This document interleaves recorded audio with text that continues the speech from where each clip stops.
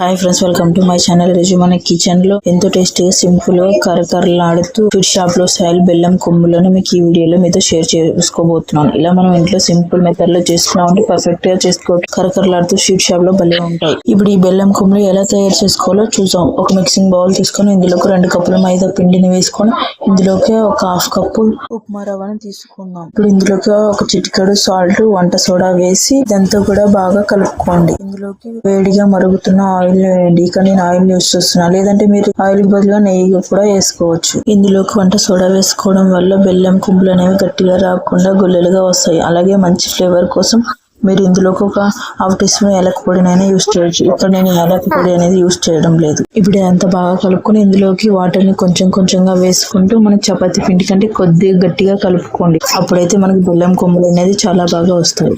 నీళ్లు పెద్దగా పట్టుకో కాబట్టి ఇలా కొంచెం కొంచెంగా వేసుకుంటూ పిండిని మరీ మెత్తగా కాకుండా గట్టిగా కాకుండా ఇలా సెమీ సాఫ్ట్ గా కలుపుకోండి. ఈ పిండిని ఇలా సెమీ సాఫ్ట్ గా కలిపాక ఈ పిండి కొంచెం నానేంత వరకు ఒక 10 నిమిషాలు మూత పెట్టి పక్కన 10 నిమిషాల తర్వాత ఇక్కడ చూపిస్తున్నాను. ఇప్పుడు ఈ పిండిని మరి ఒక 2-3 సార్లు పాటు ఇలా కొంచెం ఒత్తినట్లుగా అంటూ మెత్తగా కలుపుకోండి. ఇలా కలిపాక ఇప్పుడు ఈ పిండి ముద్దను 2 లేదా 3 ముద్దలుగా విడిదీసి డివైడ్ చేసుకోండి. మీరు ఇలా 3 ముద్దలుగా, నాకు ఇక్కడ 3 ముద్దలు వచ్చింది. ఇప్పుడు ఇందులో ఒకటి తీసుకొని మిగతావన్నీ ఆరిపోకుండా మూత పెట్టి పక్కన పెట్టుకున్నాం. ఇది రోల్ చేసుకోవడానికి ఒక పెద్ద పీటను తీసుకొని కొంచెం పొడి పిండిని చల్లుకుంటూ దీనిపైన కూడా పొడి పిండి వేసి ఇలా మన చపాతీ పిండిలా పెద్దగా రోల్ చేసుకోండి. ఇప్పుడు మనం దీన్ని మరీ పల్చిగా కాకుండా మరీ మందంగా కాకుండా రోల్ చేసుకోండి. మైదా పిండి కాబట్టి కొంచెం దగ్గరకు వచ్చినట్లుగా అనిపిస్తుంటుంది, కాకపోతే తిక్కామంటే సరిపోతుంది. ఇక్కడ నేను చూపిస్తున్న విధంగా ఈ విధంగా చేశారంటే అంత మందంగా కాకుండా స్వల్పగా కాకుండా సరిపోతుంది. ఇప్పుడు మనం వీటిని సన్నగా పొడుగ్గా కట్ చేసుకుందాం. ఇవి మరీ పొడుగుగా మరీ చిన్నగా కాకుండా ఇక్కడ నేను 1.5 ఇంచు పొడవులో కట్ చేసుకుంటున్నాను. మీరు కావాలంటే ఒక 1/2 ఇంచు సైజులో అయినా కట్ చేసుకోవచ్చు. ఇక్కడ నేనైతే ఒక 1 ఇంచు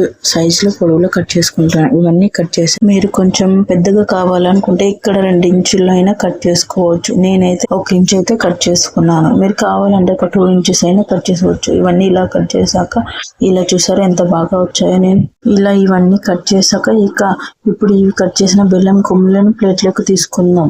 మనం ప్లేట్లోకి వేసుకునేటప్పుడు అతుక్కోకుండా ఉండటానికి ఇలా విడివిడిగా తీసుకొని ప్లేట్లోకి వేసుకోండి. అప్పుడైతే మనకి ఆయిల్లో వేసేటప్పుడు ఈజీగా ఉంటాయి. ఎందుకంటే మనం ఇక్కడ మైదాతో ప్రిపేర్ చేస్తున్నాం కదా. ఇవి చూసారా ఎంత బాగున్నాయి. చూడండి, ఇక్కడ మీకు పట్టుకొని చూపిస్తున్నాయి. ఈ సైజ్ ఉంటే సరిపోతుంది. ఇప్పుడు మరొక పక్కన స్టవ్ ఆన్ చేసుకుని కడాయి పెట్టుకొని డీప్ ఫ్రైకి సరిపడా ఆయిల్ వేసుకుని ఆయిల్ అనేది బాగా హీట్ అవ్వనివ్వండి. ఆయిల్ అనేది బాగా హీట్ అయ్యాక దీంట్లోకి సరిపడా కొమ్ములను వేసుకొని కొన్నిగా వేసుకొని ఇవన్నీ ఏమీ కదపకుండా ఇలాగే వదిలేయండి. ఒక 2 నిమిషాల తర్వాత అవంతకవే కొమ్ములు అనేవి పైకి వస్తాయి. చూసారా, ఇక్కడ నేను చూపిస్తున్న విధంగా ఇలా పైకి తేలాయి కదా.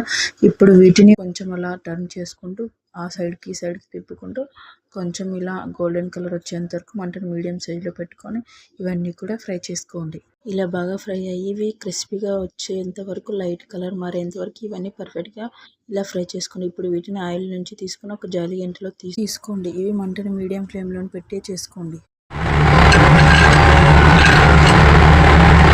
ఇలాగే మిగతా వాటిని కూడా కొంచెం కొంచెంగా తీసుకుంటూ బాగా ఫ్రై చేసుకోండి. చాలా ఉన్నాయి. పనసతనలు, గులాబ్ జామ్ రెసిపీ ఇలాంటివి మన ఛానల్లో చాలా ఉన్నాయి. ఒకసారి వెళ్ళి చూడకపోతే చూడండి, దీని కింద డిస్క్రిప్షన్లో ఇస్తాను. ఇక్కడ మనం చేసిన కొమ్ములను నేను 3 ప్యాచన్గా తీసుకుని ఫ్రై చేసుకొని తీసుకున్నాను. మీరు ఒకటి ఇక్కడ మీకు చూపిస్తున్నాను చూడండి, ఎంత క్లియర్గా ఎంత బాగా వచ్చాయి. ఇక్కడ ఒకటి విరిసి చూపిస్తాను చూడండి. లోపల కూడా ఎంత చక్కగా వేగిందంటే ఇక్కడ మీకు చూస్తే అర్థమైపోతుంది. ఇలా వీటిని మనం పక్కన పెట్టుకొని మరొక పక్కన స్టవ్ ఆన్ చేసుకొని స్టవ్ పైన ఒక ప్యాన్ పెట్టి ఇందులోకి మనం ఏ కప్పుతో అయితే పిండిని తీసుకున్నామో అదే కప్పుతో 1 కప్పు ఇక్కడ నేను బెల్లం తీసుకున్నా. ఇక్కడ నేను నల్ల బెల్లం యూజ్ చేస్తున్నా. మీరు కావాలంటే ఏ బెల్లం అయినా యూజ్ చేసుకోవచ్చు. నేను ఇక్కడ 1 కప్పు ఫుల్గా బెల్లం తీసుకున్నాను కదా. మీరు కావాలంటే ఇంకొంచెం పెంచుకొనైనా తీసుకోవచ్చు. మీరు ఇక్కడ నేను తీసుకున్న పిండికి కొలత అయితే కరెక్ట్ గా సరిపోతుంది. ఇలా మనం కొంచెం నీళ్లు వేసి చేయడం వల్ల పెద్దగా పాకం పట్టాల్సిన అవసరం ఉండదు. ఇలా బెల్లం పూర్తిగా కరిగిపోయిందంటే మనకి ఇలా ఇక్కడ నేను చూపిస్తున్న విధంగా పాకం అనేది మనకి రెడీ అయిపోయినట్లే. ఇందులోకి ఒక 2 టేబుల్ స్పూన్ల నెయ్యిని వేసి ఇదంతా ఒకసారి బాగా కలపండి. ఇలా కలిపిన తర్వాత స్టవ్ ఆన్ చేసి మనం ఇందాక ప్రిపేర్ చేసి పెట్టుకున్న కొమ్ములను తీసుకొని బెల్లం పాకంలో వేసి కొమ్ములకు బాగా పాకం అనేది పట్టేలా అంతా కూడా ఒకసారి బాగా కలుపుకోండి. ఇలా 1-2 నిమిషాల పాటు కొమ్ములకు పాకం అంతా బాగా పట్టేలా ఇలా నీట్ గా బాగా కలుపుకోండి. ఇది కొంచెం చల్లారాక మనకు ఇంకా గట్టి పడుతుంది. అందువల్ల ఇప్పుడే బాగా కలుపుకోండి.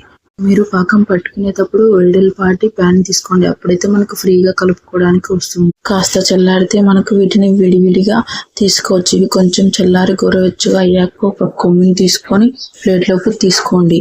ఇవి పూర్తిగా చల్లారిపోయాయంటే ఒకదానికొకటి అతుక్కుపోతుంది.